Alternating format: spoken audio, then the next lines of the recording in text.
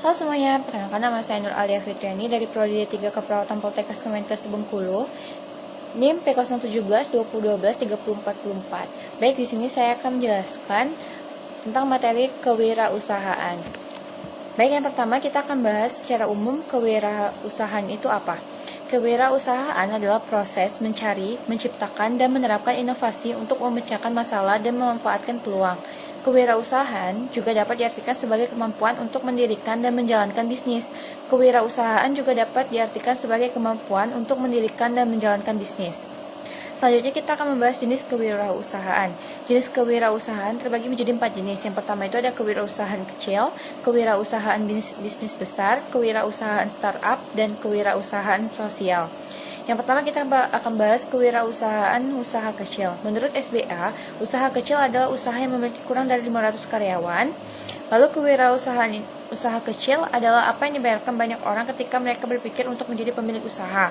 Pemilik usaha kecil mungkin bekerja dengan tim yang sangat kecil. Seorang psikolog yang membuka praktik kelompok terapi adalah contoh dari jenis pemilik usaha ini. Atau mereka mungkin memiliki beberapa ratus karyawan seperti jaringan kedai kopi kecil di beberapa kota atau negara bagian. Selanjutnya kita akan bahas kewirausahaan bisnis besar. Seorang pengusaha bisnis besar mungkin adalah pendiri sebuah perusahaan besar dengan potensi memiliki ribuan karyawan. Kewirausahaan bisnis besar juga dapat melibatkan perusahaan mapan yang menawarkan produk dan layanan baru atau memperluas ke sektor pasar baru.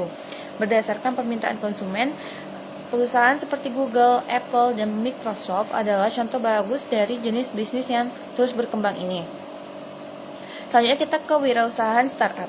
Menurut artikel, perusahaan rintisan adalah bisnis yang bertujuan untuk mengganggu industri yang sudah mapan dan menghadirkan produk atau layanan yang unik ke pasar. Pengusaha rintisan biasanya bermimpi menciptakan operasi berskala besar yang akan memberikan dampak yang mendalam pada dunia, dan seringkali mencari investasi untuk mengembangkan bisnis muda mereka dengan cepat. Menurut Forbes, beberapa pengusaha rintisan yang paling dikenal berasal dari bidang teknologi, termasuk pendiri jaringan di media sosial dan perusahaan perangkat lunak. Namun, model rintisan dapat diterapkan pada hampir semua industri. Selanjutnya ada kewirausahaan sosial.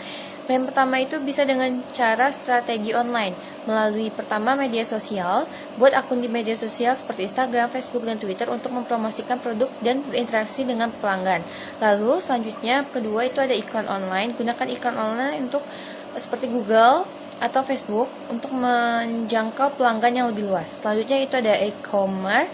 Buat toko online di platform e-commerce seperti Shopee, Tokopedia, atau Lazada untuk mempermudahkan pelanggan membeli produk. Lalu selanjutnya, usaha pengalaman di keluargaku adalah berjualan buah. Yang pertama, alasan utamanya itu permintaan yang tinggi. Lalu yang kedua itu keuntungan yang menguntungkan. Yang ketiga itu fleksibilitas. Dan keempat itu kemudahan dalam memulai. Lalu selanjutnya, pertanyaan apakah orang ikut-ikutan atau karena skill? Jadi terbagi menjadi dua kategori. Yang pertama itu mereka yang memiliki skill. Itu yang pertama pengalaman. Mereka memiliki pengalaman dalam berdagang buah baik secara langsung maupun tidak langsung. Yang kedua, pengetahuan. Mereka memiliki pengetahuan tentang jenis-jenis buah, musim, harga, dan permintaan. Lalu yang ketiga, keterampilan. Mereka memiliki keterampilan dalam memilih, menyimpan, dan mengelola buah-buahan. Lalu yang keempat, strategi. Mereka memiliki strategi pemasaran dan penjualan yang efektif. Lalu selanjutnya ada kategori orang yang mereka hanya ikut-ikutan. Yang pertama itu karena dia tidak memiliki pengalaman. Lalu selanjutnya kurang pengetahuan, tidak memiliki keterampilan, dan tidak memiliki strategi. Selanjutnya kita ke strategi mempromosikannya. Itu yang pertama itu ada strategi online. Jadi yang pertama itu melalui media sosial. Lalu yang kedua iklan online. Lalu ada melalui e-commerce. Lalu selanjutnya itu bisa ada lihat juga kualitas produknya. Pastikan kualitas produk yang dijual adalah yang terbaik untuk meningkatkan kepercayaan pelanggan. Yang kedua itu ada harga yang kompetitif, lalu pelayanan yang baik. Lalu selanjutnya, cara mencegah kerugian. Yang pertama itu pilih supplier yang terpercaya. Pastikan untuk memilih supplier yang terpercaya dan memiliki reputasi baik untuk menghindari kerugian akibat kualitas produk yang buruk. Lalu yang kedua, periksa kualitas produk. Ketiga, tentukan harga yang tepat. Keempat, kelola keuangan dengan baik. Lalu selanjutnya, pantau pasar. Selanjutnya kita bahas tentang cara mendapatkan keuntungannya. Yang pertama itu pilih produk yang tepat. Pilih produk yang tepat untuk dijual untuk mendapatkan keuntungan yang maksimal. Kedua itu tentukan harga yang kompetitif. Ketiga, promosikan produk Anda. Keempat, kelola keuangan dengan baik. Dan lima, Yang terakhir adalah pantau pasar. Pantau pasar untuk mendapatkan keuntungan yang maksimal dengan memanfaatkan perubahan harga atau permintaan yang tidak terduga.